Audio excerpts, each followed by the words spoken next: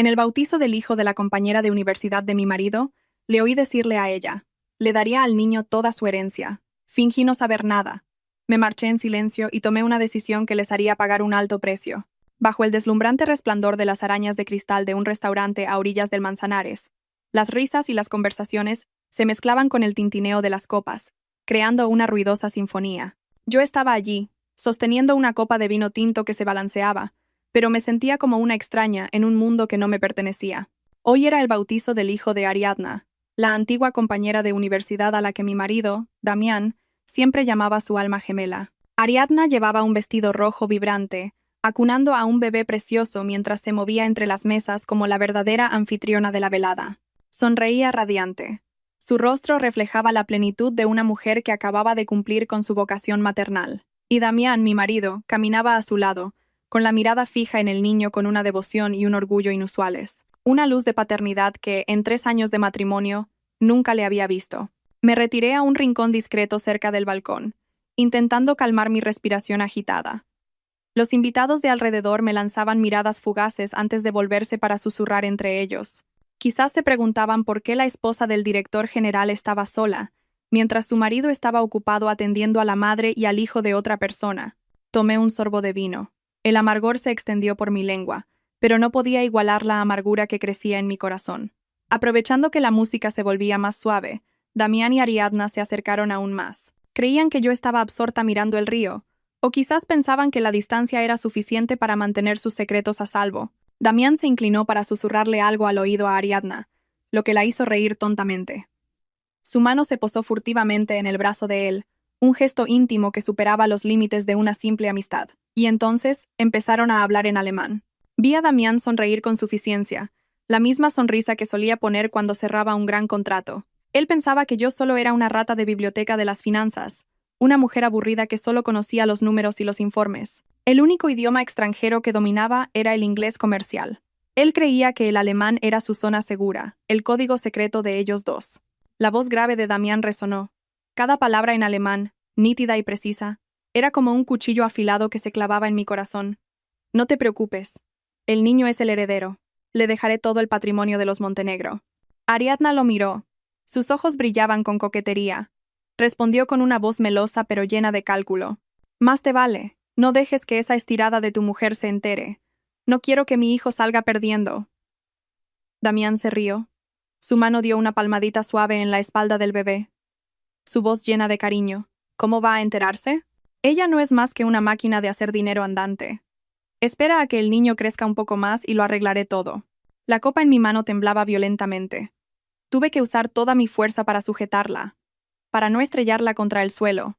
Un escalofrío recorrió mi espalda y se extendió por mis extremidades, dejándome paralizada por un instante.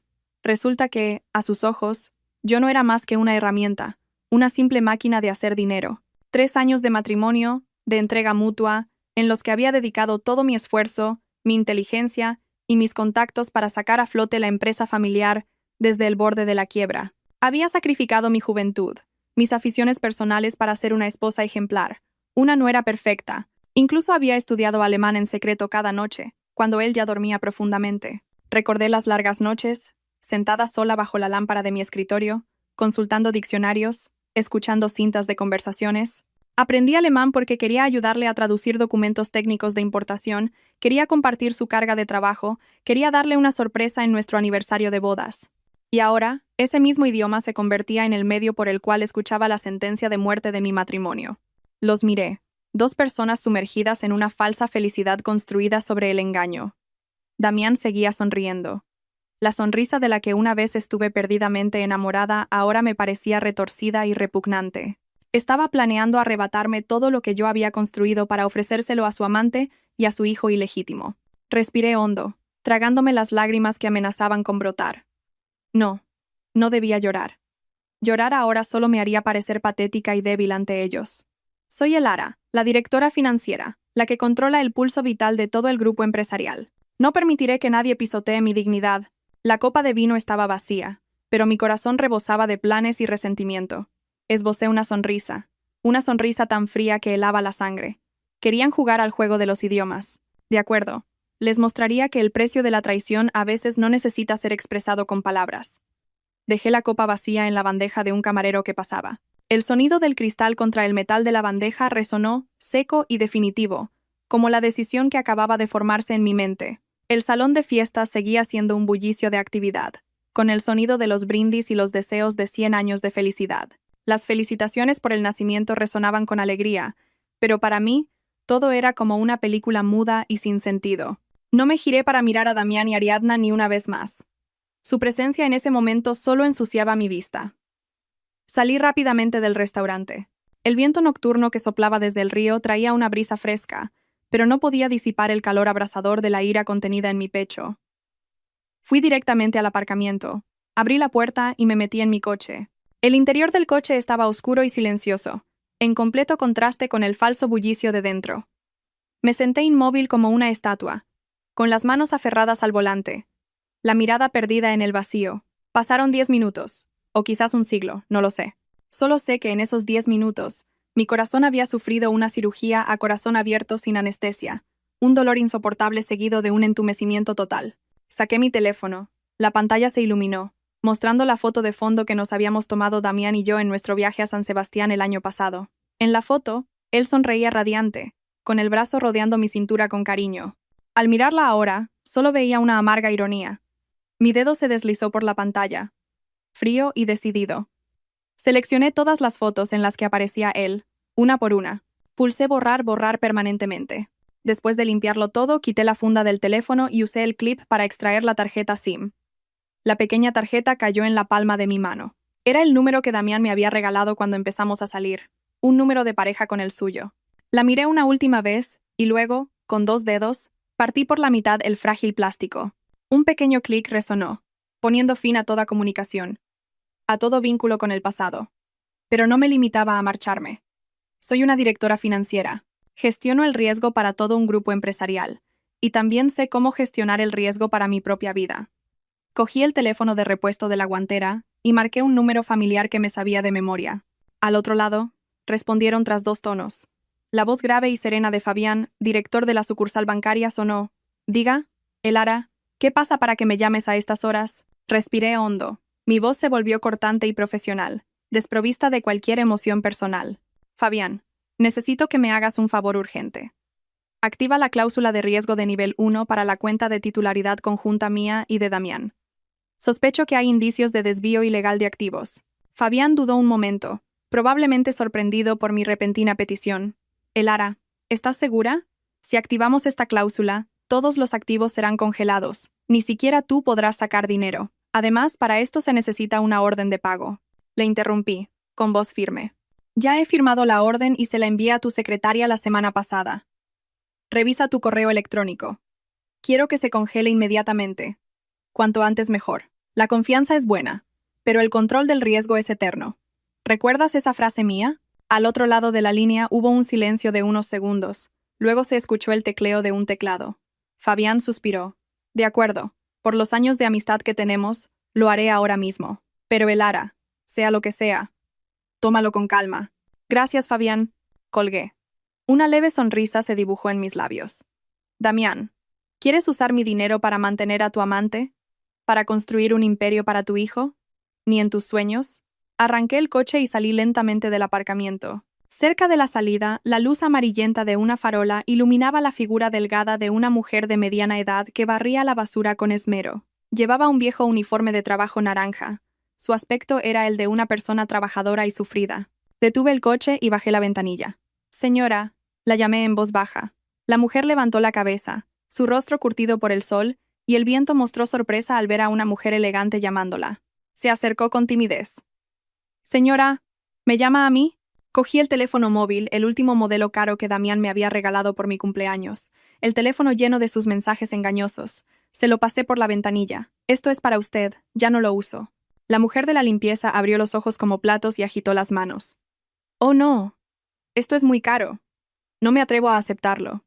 Señora, ¿se le ha olvidado o algo? Sonreí la sonrisa más aliviada de toda la noche. No, quería tirarlo, pero sería un desperdicio. Tómelo, véndalo o úselo, como si estuviera tirando la basura de mi vida. Le puse el teléfono en la mano. Sin esperar a que reaccionara, pisé el acelerador. El coche se perdió en la noche. dejando atrás las luces brillantes de la fiesta, dejando atrás a un marido infiel y a todo un pasado que ya había muerto. Después de mi partida, mi ausencia al principio no preocupó en absoluto a Damián. Seguía absorto en su papel de padre modélico, junto a Ariadna y el bebé. Pero la verdad siempre acaba saliendo a la luz. La inquietud comenzó a filtrarse cuando me llamó para pedirme la llave de repuesto del coche, pero solo recibió los largos pitidos de la centralita. Damián empezó a buscarme desesperadamente entre la multitud, no por preocupación por mi seguridad, sino por miedo a perder la fachada que protegía su honor frente a sus socios. Un socio de negocios, probablemente afectado por el alcohol, le dio una palmada en el hombro a Damián y dijo en voz alta: «¿Dónde está tu mujer?». Antes cometí un error gramatical en alemán con unos clientes extranjeros y por suerte ella estaba al lado y me corrigió discretamente. Si no, habría hecho el ridículo. «No sabía que tu mujer dominara también el alemán. Pronuncia como una nativa». Aquellas palabras fueron como un rayo que le partió en dos, congelando la sonrisa en los labios de Damián antes de hacerla añicos. «¿Alemán? ¿Ella sabe alemán?», balbuceó Damián, con el rostro pálido como un muerto. Las palabras descaradas de cortejo, los planes sobre la herencia que acababa de susurrarle a Ariadna en ese idioma, resonaron de repente en su mente, explotando como una bomba de relojería. Damián abandonó la fiesta en su apogeo, dejando a Ariadna llamándolo, desconcertada. Salió corriendo hacia el coche como un loco. Nuestra villa estaba sumida en una oscuridad silenciosa. Cuando llegó, no había una cálida luz amarilla proveniente del salón, ni el aroma de la sopa a medio hacer, ni la figura de la mujer que solía planchar diligentemente mientras esperaba a su marido cada noche. El silencio envolvía la casa, un silencio espeluznante, tan frío como si el lugar hubiera estado abandonado durante mucho tiempo. Damián irrumpió en el dormitorio. Mi ropa seguía en el armario. El tocador todavía estaba lleno de mis cosméticos habituales. Todo parecía normal, pero esa misma normalidad delataba una terrible anormalidad. ¿Me había ido sin llevarme nada, como si nunca hubiera existido? ¿O como si odiara tanto este lugar que no quisiera llevarme ni una mota de polvo? Corrió al despacho, donde solía revisar los libros de contabilidad por la noche. Sobre la enorme mesa de roble, impecablemente limpia, yacía un delgado expediente. Damián encendió temblorosamente la lámpara de escritorio. La luz amarillenta iluminó una hoja de papel en blanco con las palabras «Solicitud de divorcio de mutuo acuerdo», que le saltaron a la vista. Mi firma al final de la página era firme y afilada, con un trazo largo y enérgico, como si cortara todos los lazos de afecto de los últimos 3 años. Pero lo que derrumbó por completo a Damián no fue la solicitud de divorcio, sino el objeto que estaba justo al lado, sujeto por un pisapapeles de cristal. Era un recibo amarillento, con los bordes ligeramente curvados por el tiempo. Lo cogió, sus ojos se abrieron desmesuradamente al leer las palabras impresas. Matrícula. Curso avanzado de alemán. Alumna. Elara Montenegro. Fecha. Hace 3 años. Hace 3 años. Fue cuando la empresa familiar comenzó a expandirse al mercado europeo. Damián se quejaba a diario de la barrera del idioma. Yo me había matriculado en secreto, tragándome las palabras difíciles, las gramáticas complejas, en las noches en que él dormía profundamente. Con el simple deseo de compartir la carga con mi marido, tenía la intención de usarlo como un regalo sorpresa, un apoyo crucial para su carrera. ¿Quién iba a pensar que mi sincero afecto se convertiría en un arma de doble filo, ayudándome a escuchar la oscura verdad del hombre que dormía a mi lado? Damián se derrumbó en el frío suelo, el recibo se le escapó de la mano y aterrizó a los pies de la mesa, como la más amarga de las ironías. El remordimiento tardío comenzó a roer su conciencia, no porque me amara, sino porque se dio cuenta de que la esposa que siempre había despreciado como una rata de biblioteca, en realidad, lo había visto todo desde hacía mucho tiempo. El timbre del teléfono sonó en la habitación vacía, rompiendo el silencio y el miedo que envolvían a Damián. Era mi suegra Leocadia. Damián contestó con manos temblorosas. Antes de que pudiera decir una palabra, al otro lado de la línea estalló un grito estridente. ¿Dónde está Damián? ¿Qué demonios está haciendo tu mujer? Se marcha en medio de la fiesta sin más. Los invitados preguntan y no sé dónde meterme. Esa clase de mujer que no sabe dar hijos y además le gusta montar numeritos. Si no la educas tú, iré yo a enseñarle. Damián no se atrevió a decir la verdad sobre la solicitud de divorcio. Solo balbuceó algunas palabras y luego condujo apresuradamente a la casa familiar. La antigua casa de la familia de mi marido estaba en un callejón tranquilo, con pesados muebles de madera y un persistente aroma a incienso, creando una atmósfera solemne pero también asfixiante. Leocadia estaba sentada en un diván de madera noble, con una taza de té caliente en la mano y una expresión furiosa. Nunca le había caído bien. desde el primer día que puse un pie en su casa como nuera. A sus ojos, aunque yo tenía estudios y un buen trabajo, provenía de provincias. No estaba a la altura de la nobleza de medio pelo de su familia. Además, mi mayor pecado era que, en 3 años, no le había dado un nieto varón para continuar el linaje. Ella no sabía que la causa de la infertilidad era su hijo, y que era yo quien había soportado en silencio la culpa para proteger la dignidad de mi marido. «Mamá, Elara», balbuceó Damián, sudando a mares a pesar del frío. Leocadia golpeó la taza de té contra la mesa. El líquido caliente salpicó por todas partes. «¿Qué le pasa? ¿Quiere armar un escándalo? Te lo digo. La consientes demasiado, y por eso se ha vuelto así. Una nuera que no sabe guardar las apariencias para la familia de su marido no sirve para nada. Mira a Ariadna, es guapa, encantadora y ha dado a luz a un niño. Estoy encantada con ella. Piensa bien lo que haces. No dejes que tu mujer se interponga en el camino de mi nieto». Justo cuando madre e hijo estaban planeando cómo darme una lección, sonó el timbre. Leocadia hizo un gesto con la barbilla a la empleada para que abriera la puerta, murmurando: «Seguro que se ha dado cuenta de su error y viene a pedir perdón. Le voy a dar una lección que no olvidará. La obligaré a arrodillarse ante los antepasados para que la perdonen». Pero quien entró no fui yo, con la actitud sumisa que ella esperaba. Era un hombre de mediana edad, con un impecable traje negro, un maletín de cuero en la mano y una expresión seria y profesional. Era el abogado Silas, mi representante legal. «Buenas tardes, señora Leocadia. Buenas tardes, señor Damián». El abogado Silas asintió a modo de saludo, pero su mirada era tan afilada como un cuchillo. «Soy el abogado que representa a mi clienta, la señora Elara Montenegro. No he venido a disculparme, sino a llevar a cabo los procedimientos legales solicitados por mi clienta». Leocadia se quedó paralizada, mirando al hombre desconocido y luego a su hijo. «¿Un abogado? ¿Para qué ha contratado un abogado? ¿A quién piensa demandar?» Damián se quedó petrificado, presintiendo la llegada de una gran tormenta que le hizo temblar las piernas.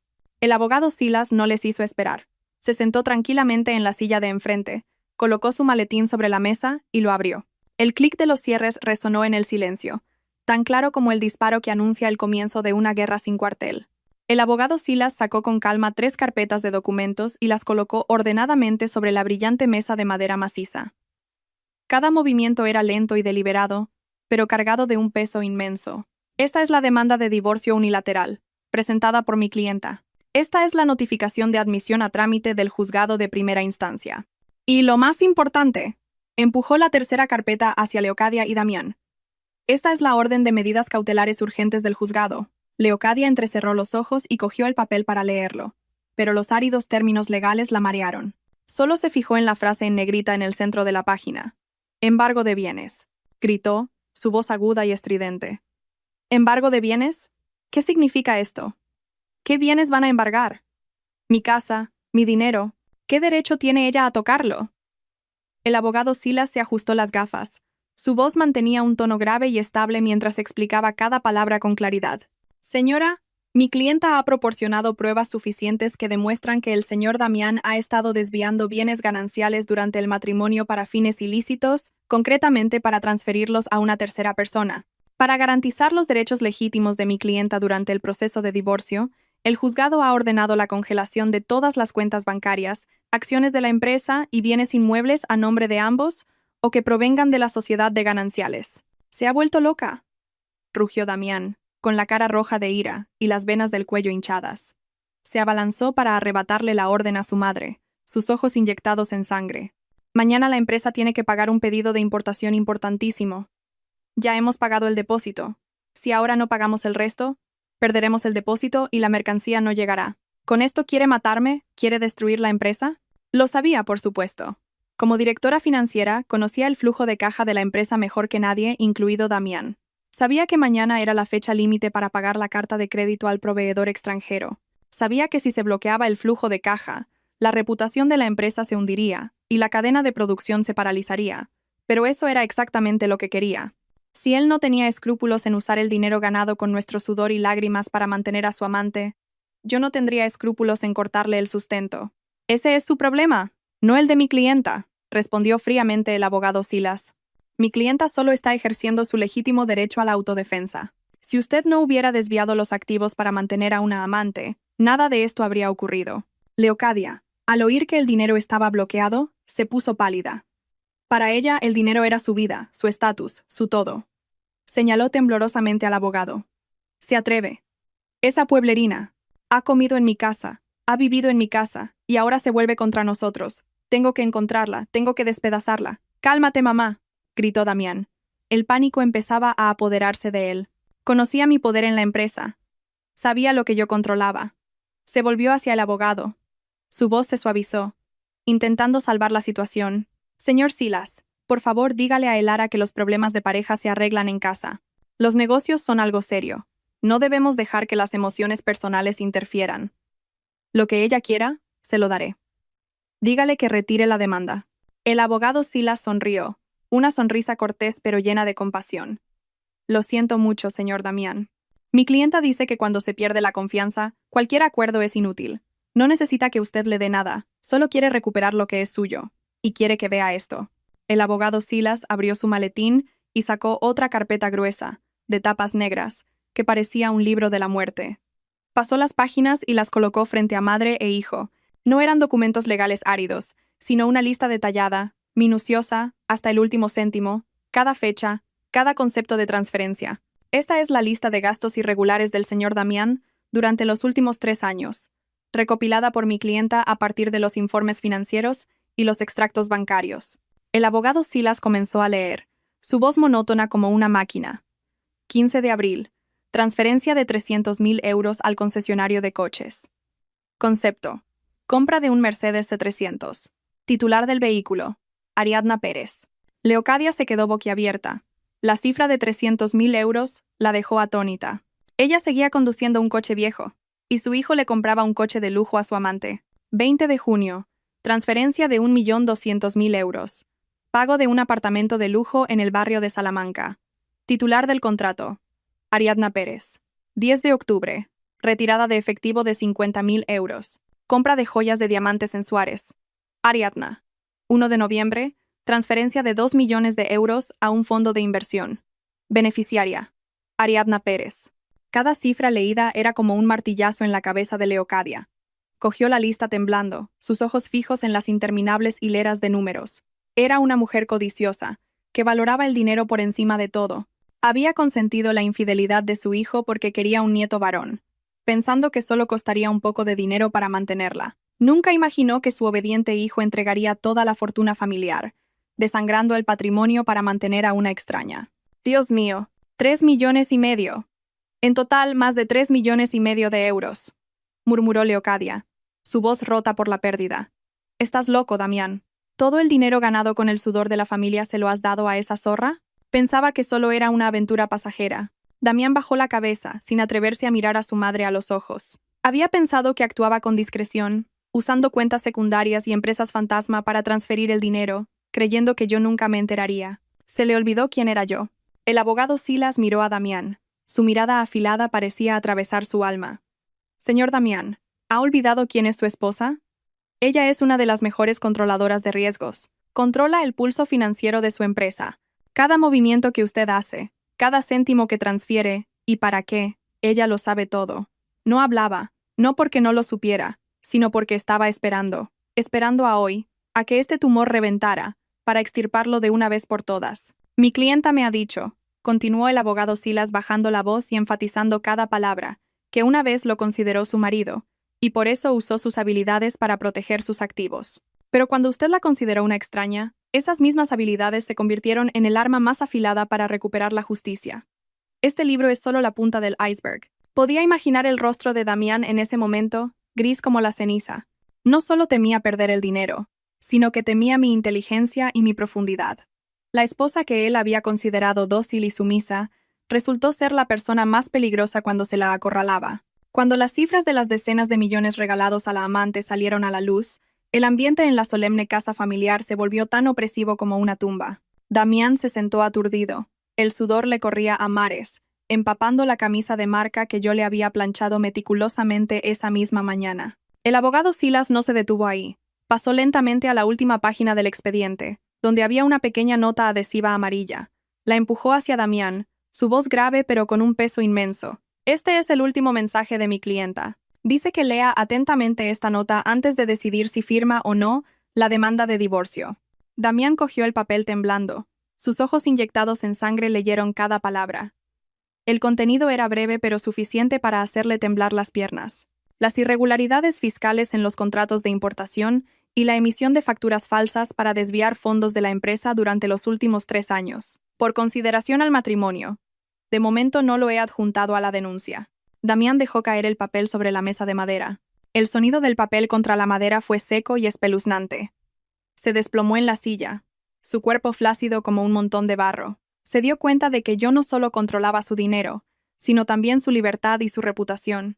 Si ese oscuro expediente llegaba a las autoridades, el precio que pagaría no sería solo la bancarrota, sino años de cárcel en una fría celda. Durante los últimos 3 años como directora financiera, había hecho la vista gorda a sus dudosos gastos de representación, pensando que eran las reglas del juego en los negocios. Pero también fui lo suficientemente prudente como para guardar todas las pruebas, por si algún día el barco se hundía. Nunca pensé en usarlas para hacerle daño, pero cuando él me empujó, sin piedad al abismo, me vi obligada a convertir esas pruebas en mi último escudo protector. ¿Qué te pasa, hijo?, preguntó Leocadia alarmada al ver el rostro pálido de su hijo. ¿Qué ha escrito ahí para que tengas tanto miedo? ¿Te está amenazando? Deja que la llame y la ponga en su sitio. Intentó coger el teléfono de la mesa, pero Damián la detuvo, su voz rota, como el gemido de un animal herido. No llames, mamá. Si llamas, iré a la cárcel. Me tiene cogido, tiene toda la contabilidad B de la empresa, mamá. Al oír las palabras ir a la cárcel, Leocadia sintió como si le hubieran quitado todos los huesos.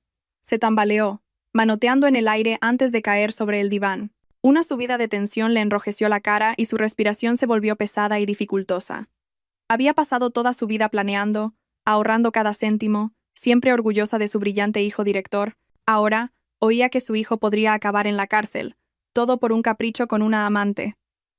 Damián gritó a la empleada, aterrorizado. El sonido de pasos apresurados, gritos pidiendo una ambulancia, llenaron la tranquila calle de caos. El abogado Silas recogió tranquilamente sus papeles y los guardó en el maletín. Se levantó, se ajustó la chaqueta y dijo antes de irse: «Esperaré su respuesta mañana por la mañana. Espero que tome una decisión sabia para salvar el poco honor que le queda». A la mañana siguiente, la sede de la empresa familiar de Damián estaba sumida en un caos sin precedentes. A las 7 de la mañana, el vestíbulo ya estaba abarrotado.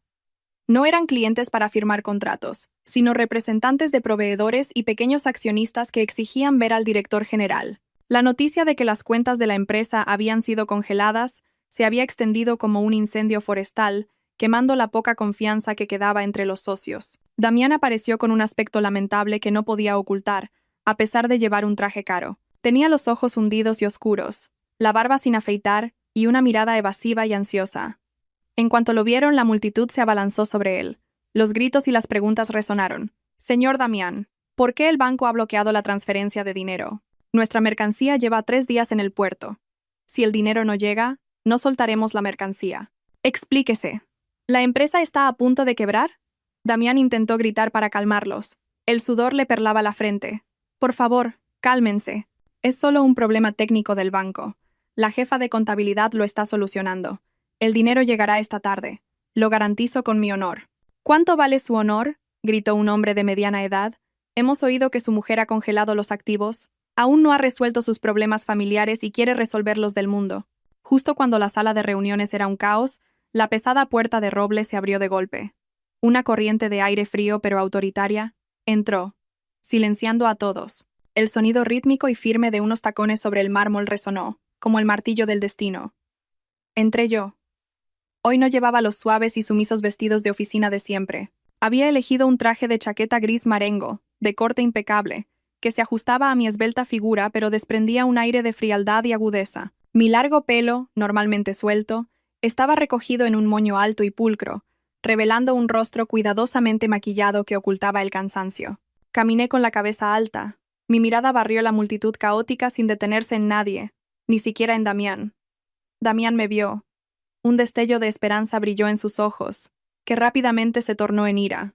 Pensó que venía a armar un escándalo, a hacer una escena de celos o a suplicarle que volviera, como cualquier otra mujer débil. Se abalanzó sobre mí, intentando usar su habitual autoridad patriarcal para someterme. «¿Qué haces aquí? Esto es una empresa. Un lugar para tratar asuntos importantes. no la cocina de tu casa para que entres y salgas cuando quieras. ¿Seguridad? Acompañen a esta señora a la salida. Pero ningún guardia de seguridad se atrevió a acercarse. Se quedaron en un rincón, agachando la cabeza para saludarme. Buenos días, directora Elara. En esta empresa, todos sabían que Damián era la fachada, pero que yo era la que realmente había llevado el timón durante los últimos 3 años. Miré a Damián, mis ojos tranquilos hasta la indiferencia. No hace falta que llames a seguridad, sé encontrar la salida. Y, señor Damián, no he venido aquí como su esposa, sino como directora financiera. Fui directamente a la silla presidencial al final de la mesa de reuniones, donde Damián solía sentarse para darse aires. Coloqué mi maletín de cuero sobre la mesa.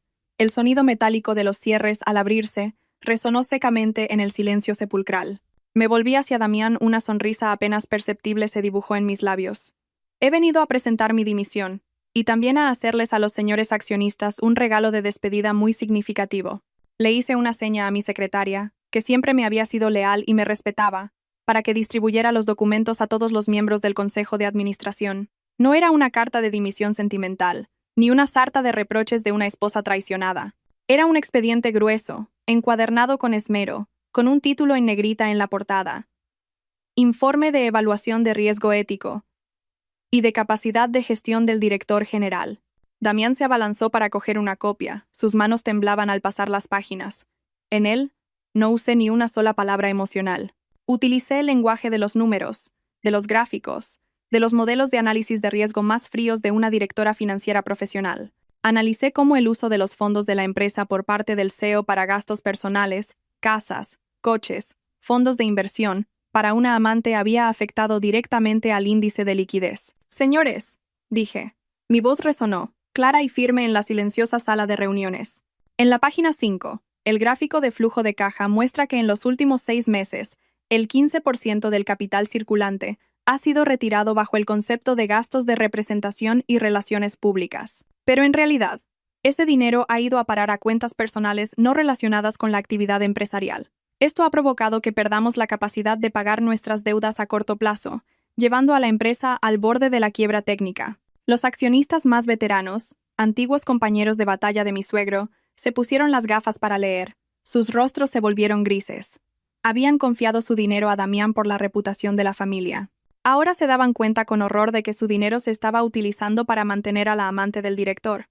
Un accionista golpeó la mesa y gritó: «Damián, ¿qué significan estas cifras? Explícalo. ¿El 1.200.000 euros para el apartamento era para una nueva oficina o para mantener a una mujerzuela?»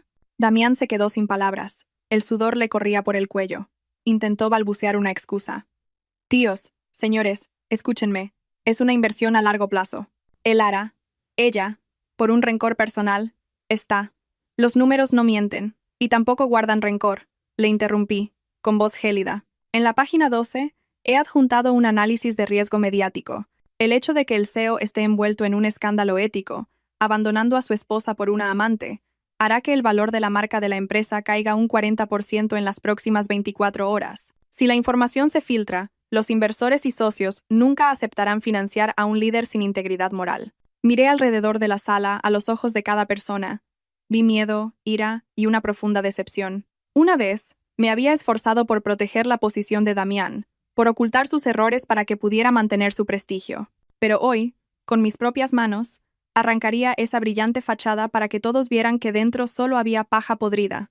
Declaro que, a partir de este momento, dimito oficialmente como directora financiera.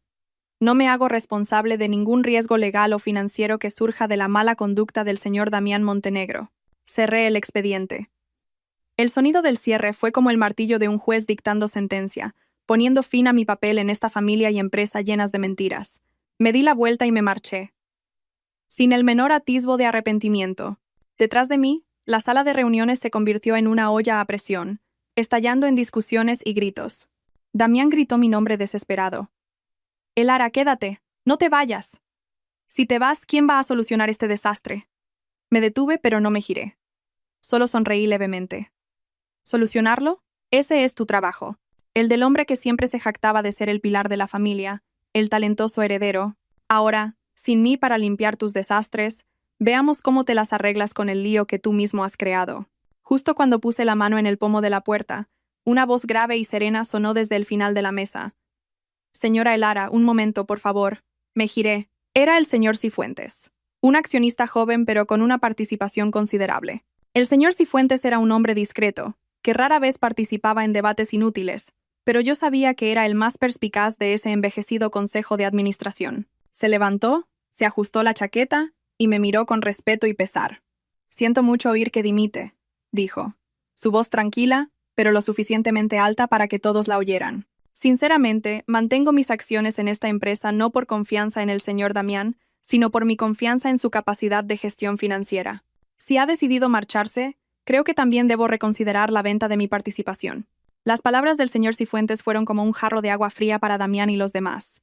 Damián se quedó boquiabierto, incrédulo.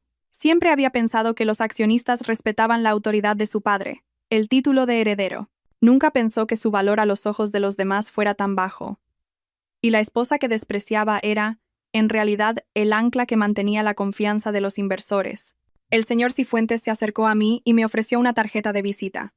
En mi empresa siempre falta alguien con su visión y su temple. Cuando esté lista para volver al mercado, mi puerta siempre estará abierta para usted. ¿Es un talento excepcional? No deje que quienes no saben apreciarla desgasten su valor.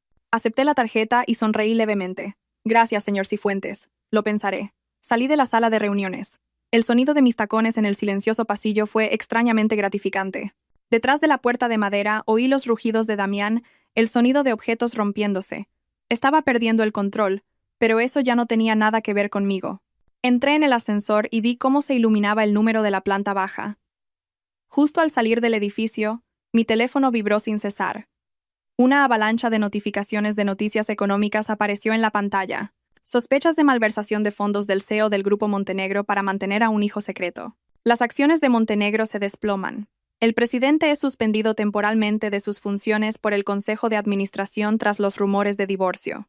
Damián era como una bestia herida, dando vueltas en su despacho lleno de humo. Sabía muy bien que su silla de director general se tambaleaba más que nunca. Un soplo de viento más y se derrumbaría. Pero Damián seguía siendo Damián.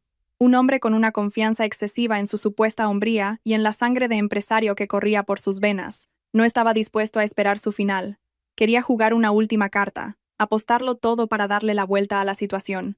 Su única oportunidad, o más bien su último salvavidas, era la licitación para suministrar equipos y soluciones técnicas al Grupo Montoya. Era un proyecto gigantesco que Damián llevaba persiguiendo un año entero. Si ganaba, el enorme flujo de dinero del anticipo desbloquearía inmediatamente sus problemas financieros, salvando su honor y su posición ante el Consejo de Administración.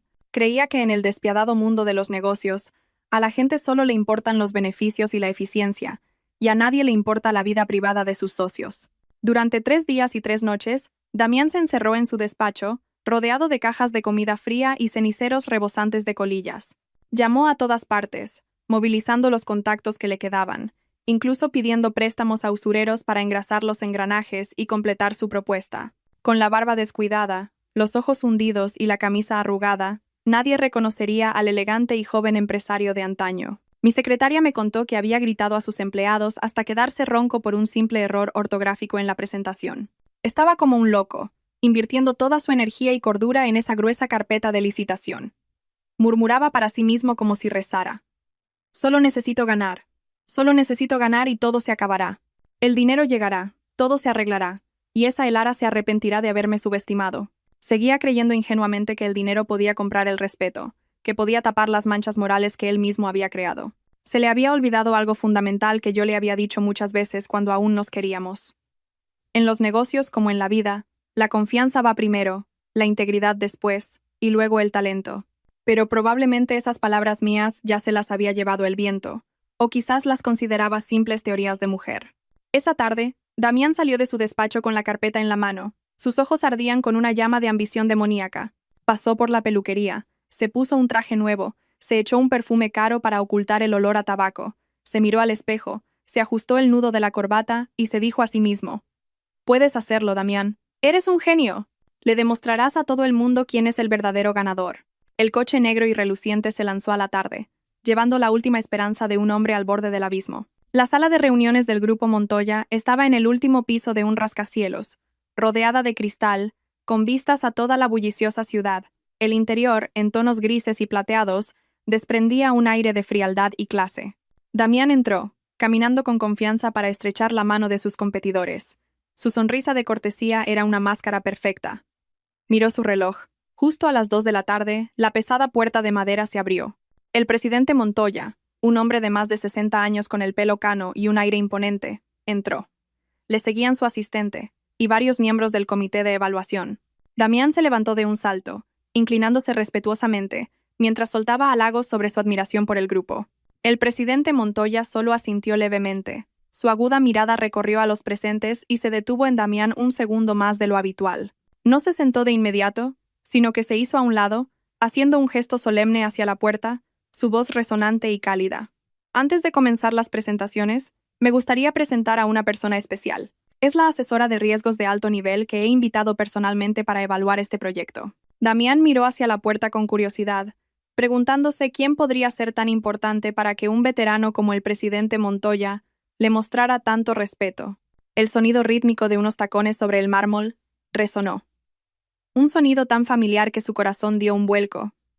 Y entonces apareció la mujer. No era una extraña. Era yo, Elara. Llevaba un impecable traje de chaqueta blanco, que realzaba mi esbelta pero poderosa figura. Mi pelo negro estaba recogido en un moño elegante, mi rostro apenas maquillado pero irradiando el aura de una mujer de negocios. Entré, mi mirada tranquila pasó por encima de Damián como si fuera un extraño, sin odio, sin tristeza, solo la frialdad del trabajo. Damián se quedó petrificado. La sonrisa se congeló en sus labios y se deformó. Se frotó los ojos, pensando que estaba alucinando por el estrés. Su mujer, la mujer que él pensaba que solo servía para la cocina, y los aburridos números de la contabilidad, ¿cómo podía estar aquí como asesora de alto nivel de uno de los grupos más importantes? Hola a todos, soy Elara. Sonreí y asentí a los presentes antes de sentarme con calma en la silla a la derecha del presidente Montoya, el lugar reservado para la voz más importante de la reunión. El presidente Montoya me dio una palmadita en el hombro y se dirigió a los demás, pero su mirada estaba fija en Damián. Quizás no lo sepan, pero el año pasado fue la señora Elara quien me advirtió discretamente y me ayudó a evitar una estafa monumental de 100 millones de euros de un socio fantasma. Le debo un gran favor, y, lo que es más importante, confío plenamente en su criterio para juzgar a las personas y evaluar los riesgos. Damián intentó mantener la compostura, respiró hondo y forzó una sonrisa. Presidente Montoya, qué sorpresa encontrar a mi mujer aquí. Pero, señor presidente, los asuntos familiares son privados. Creo que en los negocios debemos ser justos y objetivos. La propuesta de mi empresa. No le dejé terminar. Levanté mi mano con un gesto elegante pero firme, interrumpiéndolo. Abrí la carpeta que tenía delante, saqué una hoja con un gráfico de un rojo intenso y la deslicé hacia el centro de la mesa. Mi gesto fue suave, pero en el silencio de la sala tuvo el peso de una sentencia de muerte. Señor Damián, aquí no hay ninguna mujer suya, dije. Mi voz sonó clara pero gélida. Estoy aquí como asesora de riesgos independiente. Y el primer principio de la gestión de riesgos es que los números no mienten. Señalé el gráfico y continué, mirándolo directamente a los ojos. Según el último informe de evaluación de solvencia financiera, el índice de confianza personal del director de la empresa, usted, se encuentra en valores negativos. El flujo de caja de las operaciones comerciales sufre un déficit grave debido a gastos indebidos, y los activos de garantía están en medio de una disputa legal y embargados por el juzgado. Con un perfil de riesgo tan alto, adjudicarle este proyecto a su empresa no sería una inversión, sino un suicidio. Damián se quedó pálido como la cera. Sus manos se aferraban al borde de la mesa para no caerse. Balbuceó, intentando salvar un último resquicio de dignidad. Esto es una venganza personal. Está usando su trabajo para vengarse de mí. Presidente Montoya, mire, me está difamando. Mi empresa funciona con normalidad.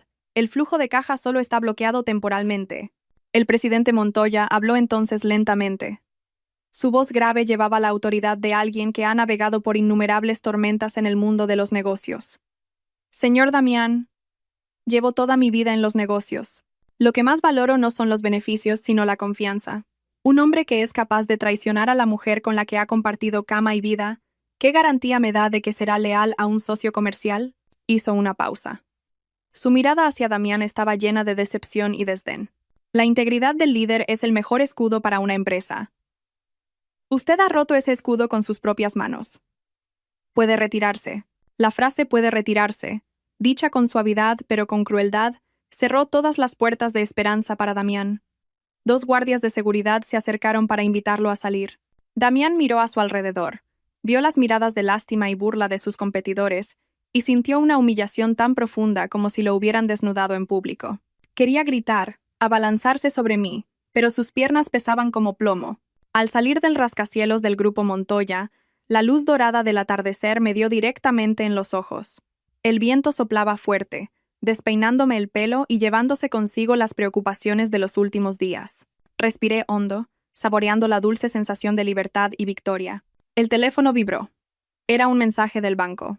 Una gran suma de dinero acababa de ser transferida a mi cuenta, los honorarios por mi consultoría con el señor Montoya, más una generosa bonificación. Miré la larga fila de números y sonreí. Era el primer dinero limpio que ganaba desde que salí de la sombra de Damián. Era el fruto de mi propio intelecto y valentía. No fui a casa. Conduje hasta un café tranquilo. Tenía una cita importante. Llamé al detective privado que había contratado. Al otro lado de la línea, su voz ronca sonó. «¿Señora Elara?» Justo iba a llamarla. «Tengo noticias interesantes». «Hable, le escucho», dije con calma. Sobre esa chica, Ariadna, su currículum es perfecto, demasiado perfecto. Estudiante de intercambio en Alemania, buena familia. Pero ya sabe, cuando algo es demasiado perfecto, suele ser falso. He investigado un poco y he encontrado cosas muy interesantes. «¿Qué cosas?», pregunté. Un presentimiento me recorrió. Ni estudió en Alemania ni nada. El título es falso. Antes trabajaba en bares de la zona turística. Luego desapareció y volvió con esa imagen de señorita. Pero lo más importante es esto. El detective bajó la voz. He conseguido muestras de pelo del niño y de su marido. Estoy esperando los resultados del ADN, pero por mi experiencia, prepárese para un gran drama. Parece que usted no es la única víctima. ¿Qué quiere decir? Hay una red profesional, las llaman cazafortunas, especializadas en embarazos de conveniencia. Buscan a millonarios desesperados por un heredero y montan el escenario perfecto. Esta Ariadna huele a profesional. Le enviaré el informe completo y los resultados del ADN en 2 días. Colgué. Un escalofrío me recorrió la espalda, no de miedo, sino de la emoción de un cazador a punto de atrapar a su presa. Detrás del flamante heredero se escondía un lodazal de oscuridad y suciedad. Más tarde, por amigos de la alta sociedad, supe de la humillación que sufrió mi suegra. Esa noche, Leocadia, aferrándose a su vanidad, se puso sus joyas más caras, se sentó frente al tocador, retocándose el pintalabios, convenciéndose de que, a pesar de los problemas de la empresa, tenía a su nieto como escudo, creyendo que en ese círculo de vanidad, tener un heredero lo era todo. Entró en el lujoso salón de un hotel de 5 estrellas, esperando ser el centro de atención. Pero en lugar de eso, el silencio cayó a su paso. Las conversaciones cesaron, reemplazadas por miradas de lástima, curiosidad y susurros maliciosos. Las damas que solían ser sus amigas la evitaban. Se sintió desnuda en medio de la multitud. Entonces la señora Cifuentes, su eterna rival, se acercó con una sonrisa afilada. «Leocadia, querida, he oído que tienes buenas noticias. Tu nueva nuera es toda una celebridad. Sus fotos íntimas están por todos los grupos privados». Y le mostró el teléfono. En la pantalla, una foto de Ariadna con un camisón transparente, posando sensualmente junto a Damián en el hospital. La imagen era vulgar, muy lejos de la dama de buena familia que Leocadia pregonaba. Los murmullos se convirtieron en un clamor. «¡Dios mío!» Y Leocadia decía que era de buena familia. «Parece una prostituta». Esas palabras derrumbaron el último vestigio de orgullo de Leocadia. Se abalanzó para quitarle el teléfono, gritando: «¡Cállate! Son calumnias. Estás celosa porque mi familia tiene un heredero». «¿Celosa?», se burló la señora Cifuentes. «Prefiero no tener nietos a traer a una cualquiera a mi familia y manchar nuestro apellido. Estás ciega por tu obsesión con tener un heredero, Leocadia. Ya veremos hasta dónde desangra a tu familia esa mujer». Incapaz de soportar la humillación, Leocadia huyó de la fiesta como una loca. Pero en lugar de ir a casa a reprender a su hijo, descargó su furia ciega sobre mí. En su mente estrecha, yo era la causa de toda su desgracia. Su coche de lujo frenó bruscamente frente a mi nueva oficina de consultoría. Leocadia irrumpió, gritando mi nombre. «¿Dónde está Elara? Sal aquí, desagradecida. Víbora, ¿dónde te escondes?» Salí de mi despacho con calma. Frente a mí, mi elegante suegra de antaño parecía una verdulera, con el pelo revuelto y el maquillaje corrido. Se abalanzó sobre mí, apuntándome con el dedo. «Muy bien hecho. Has hecho que tu marido pierda el proyecto y ahora publicas fotos para difamar a mi familia. Quieres arruinarnos. Mis empleados me miraron con preocupación. Les hice un gesto para que no intervinieran. Me enfrenté a ella, con la espalda recta y la mirada fría. Ella se rió con desdén. ¿Estás celosa, verdad? Como eres estéril y no puedes tener hijos, tienes envidia de Ariadna. Ella sí pudo darle un hijo a Damián. Una mujer seca como tú merece ser abandonada. La palabra estéril fue la gota que colmó el vaso. Durante 3 años, había soportado sus insultos. Había bebido incontables brebajes amargos para proteger la falsa masculinidad de su hijo, pero que se atreviera a usar mi dolor para humillarme delante de mis empleados era demasiado. Me acerqué a ella, mirándola a los ojos. ¿Quién dice que es estéril? Abra bien los ojos y vea quién tiene la culpa en su familia. Fui a mi escritorio, saqué un viejo análisis médico plastificado y se lo lancé sobre la mesa. Este es el resultado del espermograma de su hijo de hace 3 años. Tasa de espermatozoides anormales del 90%. Posibilidad de concepción natural casi nula. El médico lo dejó bien claro. ¿Sabe leer? ¿O prefiere ser ciega para echarme toda la culpa a mí? Leocadia se quedó helada. Cogió el papel con manos temblorosas. Podía no entender los términos médicos, pero la conclusión del médico era inequívoca. Balbuceó. No. No puede ser. Damián es tan sano. Sano. Me reí amargamente. Fueron usted y su hijo quienes me suplicaron que guardara el secreto. Fue usted quien me obligó a tomar medicinas en su lugar, a rezar en todos los templos para ocultar su impotencia. Por lealtad matrimonial, soporté la humillación de ser llamada la mujer estéril. ¿Y ahora se atreve a insultarme aquí? La oficina quedó en silencio. Todas las miradas se dirigieron a Leocadia, ya no con curiosidad, sino con absoluto desprecio. Retrocedió, sin poder articular palabra. La cruda verdad no solo me reivindicaba, sino que era una bofetada a su fe ciega en su noble linaje. Intentó decir algo, negar la realidad, pero su garganta se cerró. Me acerqué y le susurré con frialdad. ¿Por su vanidad? ¿Por su estatus de pacotilla? Ha destruido la vida de otra mujer. Me obligó a sufrir mientras su propio hijo era el infértil. Ahora recoge lo que ha sembrado. Es la justicia divina. Leocadia me miró, y por primera vez, vi miedo en sus ojos. Se dio cuenta de que la nuera dócil y sumisa había muerto. Frente a ella había una mujer que había superado el dolor, con un corazón de piedra, dispuesta a arrasar con cualquiera que se atreviera a pisotearla. Se levantó a trompicones, pero sus piernas flaquearon y volvió a caer. Mis empleados se apartaron de ella con asco. Le dije a seguridad. Acompañen a la señora a la salida. Esto es una oficina, no un mercado. Si sigue causando problemas, llamen a la policía. 2 guardias la levantaron como si fuera un saco de basura. Ya no tenía fuerzas para resistirse. La arrastraron fuera.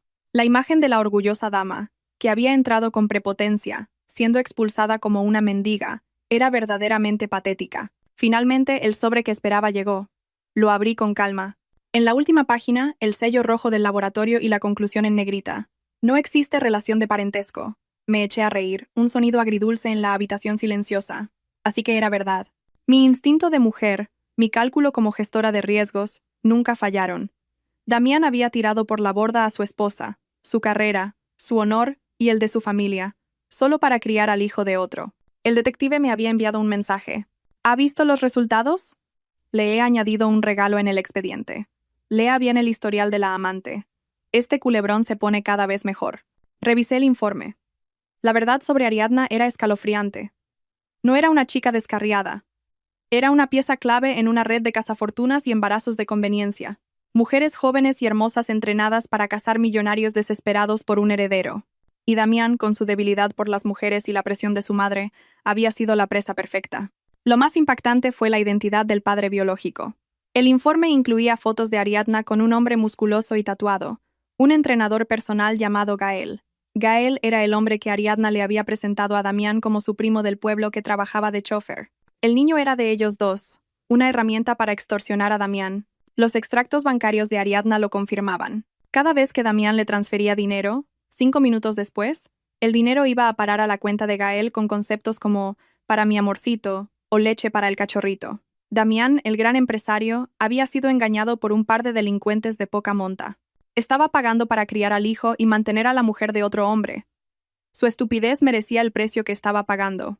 Hice 3 copias del informe, una para mí, otra para Leocadia, y la última para Damián, enviada por mensajería urgente a la dirección del apartamento de Ariadna, donde él se alojaba ahora. Menos de 2 horas después, la puerta de mi oficina se abrió de golpe. Damián irrumpió, desaliñado, envejecido. Cayó de rodillas ante mi escritorio. Elara, te lo ruego. Haré lo que quieras. Me equivoqué, 1000 veces me equivoqué. Pero, por favor, el niño es inocente. Tiene solo un mes. ¿Cómo puedes congelar todo? ¿Dejarlo sin nada? Lo miré. Mi corazón era un témpano de hielo. Aún usaba al niño como escudo. Continuó llorando. Tú también eres mujer. Algún día serás madre. Ponte en mi lugar. ¿Cómo puedes ver a un niño pasar hambre? Si me odias, descárgalo conmigo, no con el pequeño. Su hipocresía me daba náuseas. Usaba la moralidad para chantajearme emocionalmente. Pero mi conciencia había sido asesinada por él hacía mucho tiempo. Abrí un cajón, saqué el informe original y se lo arrojé sobre la mesa. Antes de hacerte el padre abnegado, vete a casa y pregunta quién es el verdadero padre de ese niño. Damián me miró confundido. ¿Qué dices? ¿Quién es su padre? Le señalé el informe. Ábrelo. Es mi último regalo para ti, para que despiertes de tu sueño de familia feliz. Míralo bien, especialmente la página con los resultados del ADN. Con manos temblorosas, Damián leyó la conclusión. No existe relación de parentesco. Su cuerpo se convulsionó. ¡No! ¡No puede ser! ¡Es falso! Lo has falsificado para hacerme daño. Me odias y por eso inventas esta locura para separarme de mi hijo. Quería creer que yo era la villana antes que aceptar que él era el mayor idiota del mundo. Sigue leyendo, le dije con una crueldad helada.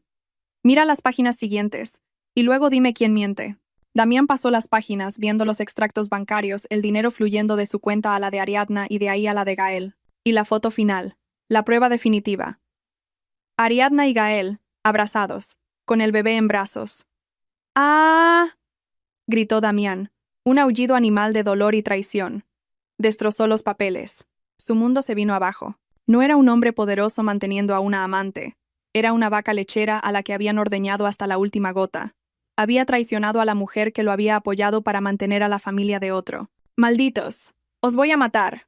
¡Os voy a matar!, rugió, su rostro desfigurado por el dolor y el odio. Cuando Damián derribó la puerta del apartamento, Ariadna estaba en el dormitorio, haciendo las maletas con sus bolsos de diseño, preparándose para huir con su amante. Al ver a Damián, transformado en un demonio, intentó seguir actuando. Damián, cariño, ¿qué haces aquí a estas horas? Pero Damián, sin mediar palabra, la agarró del pelo y la arrastró al salón. Una bofetada brutal la tiró al sofá. ¡Zorra!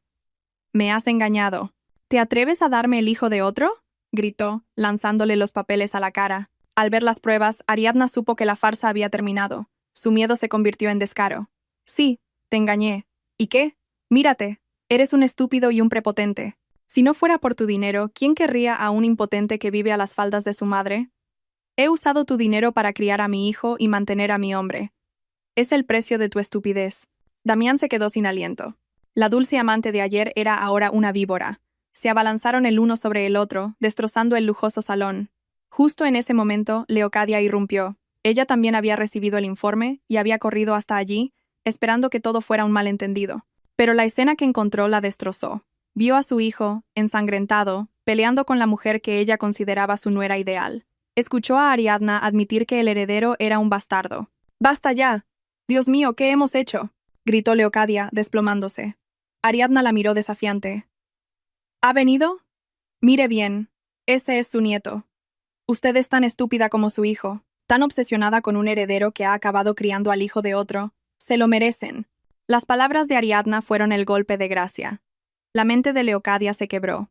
Se arrastró por el suelo, cogió un cojín de peluche y lo acunó como si fuera un bebé. Su rostro se relajó en una sonrisa extraña y vacía. Mi nieto, mi heredero, susurró meciéndolo. Duerme, mi niño, duerme. La abuela te cantará una nana. Y empezó a cantar, su voz rota resonando en la habitación destrozada. Damián la miró, petrificado. Mamá, susurró. Pero ella ya no lo oía. Se había refugiado en su propio mundo. Un mundo donde su nieto aún existía. Donde ella seguía siendo una abuela feliz y poderosa. Su locura, por doloroso que fuera, era la única paz que podía encontrar. Las sirenas de la policía y la ambulancia rompieron el silencio. Cuando las autoridades entraron, Ariadna, con instinto de supervivencia, se echó a llorar, acusando a Damián de intento de asesinato. Damián no se defendió. Se quedó inmóvil, mirando a su madre, Le pusieron las esposas. El sonido metálico selló su destino. Mientras se lo llevaban, vio cómo los sanitarios intentaban ayudar a su madre. Ella se resistía, gritando: «¡No toquéis a mi nieto! ¡Ladrones!». Tuvieron que sedarla y atarla a una camilla. Damián vio a su madre, la mujer de hierro, ahora inmovilizada, balbuceando el nombre de un nieto que nunca existió. El caso de Damián y Ariadna fue un escándalo mediático. El abogado Silas me contó que vio a Damián en prisión. Estaba demacrado, con la cabeza rapada. Lo primero que dijo fue: «Demándala. Ayúdame a demandar a esa zorra. Quiero que devuelva hasta el último céntimo. Quiero que se pudra en la cárcel». Usó las pruebas que yo le di, las pruebas de su propia malversación, para atacar a su examante. No lamentaba haberme traicionado. Lamentaba haber hecho una mala inversión. Con las pruebas irrefutables, Ariadna fue declarada culpable de estafa y condenada a prisión y a devolver todo el dinero. Pero su verdadera tragedia fue otra. Al salir del juzgado sin un céntimo, Gael apareció. Ariadna corrió hacia él, pensando que venía a rescatarla. «Cariño, vámonos». Pero Gael la apartó bruscamente. Le arrebató al bebé. «Me llevo al niño con mi madre. Tú ahora eres una delincuente y una deuda andante. No voy a mantener a una inútil como tú». Ella gritó: «He hecho todo esto por ti, por nuestro hijo». Él la empujó al suelo. «Lo hiciste por tu propia codicia. Una mujer que engaña a su marido, ¿quién puede confiar en ella?». Y se marchó, dejándola sola, sin dinero, sin amor y sin su hijo. Había perdido la apuesta de su vida. Un invierno, esperando en un semáforo, vi a una mujer acurrucada en la acera. Estaba delgada, temblando de frío. Era Ariadna. Miraba hacia arriba, a una pantalla gigante donde se proyectaba una ceremonia de premios, la mujer empresaria del año. Y en la pantalla, con una sonrisa radiante, estaba yo, Elara. Mi voz resonaba desde los altavoces. Solía pensar que el sacrificio era una virtud, pero la vida me enseñó que una mujer debe ser, ante todo, ella misma. No seas la sombra de nadie. Cuando la luz se apaga, la sombra desaparece. Brilla con tu propia luz. Ariadna bajó la cabeza y sus hombros se sacudieron por los sollozos. El semáforo se puso en verde. Arranqué, dejando atrás esa esquina fría y a esa mujer rota. No sentí ni alegría ni pena. Cada uno cosecha lo que siembra. Un año después. Estaba en la sala VIP del aeropuerto. Hoy cumplía un sueño de juventud pospuesto durante mucho tiempo. Ir a Islandia a ver la aurora boreal. Recordé cuando le propuse a Damián hacer ese viaje. Él se negó. ¿Para qué ir a ese sitio frío y caro? Mejor invertir ese dinero. Ahora libre de toda carga, me di cuenta de cuántos años había desperdiciado. Mi billete de avión solo tenía un nombre: Elara Montenegro. Esta soledad sabía a libertad absoluta. Vendí mis acciones en la antigua empresa. Corté lazos con el pasado. Leocadia seguía en un psiquiátrico. Damián pagaba su condena, y de Ariadna nunca más se supo. Eran capítulos oscuros que había arrancado de mi vida para escribir otros nuevos y brillantes. El avión despegó. Cerré los ojos, imaginando el cielo nocturno de Islandia, danzando con luces verdes y púrpuras. El camino por delante no sería fácil, pero ya no tenía miedo. Había encontrado a la compañera más fiable. Yo misma. La vida es corta. Mujeres, no esperéis a que nadie os traiga la felicidad. No os sacrifiquéis hasta olvidar quiénes sois. Vivid, amad y sed orgullosas, como flores que florecen en pleno invierno. Porque después de la tormenta el cielo no solo tiene sol, a veces también tiene una aurora boreal, reservada para aquellas que se atreven a mirar hacia arriba. Sonreí y me dormí en paz, flotando sobre las nubes, ligera como una pluma volando hacia el sol.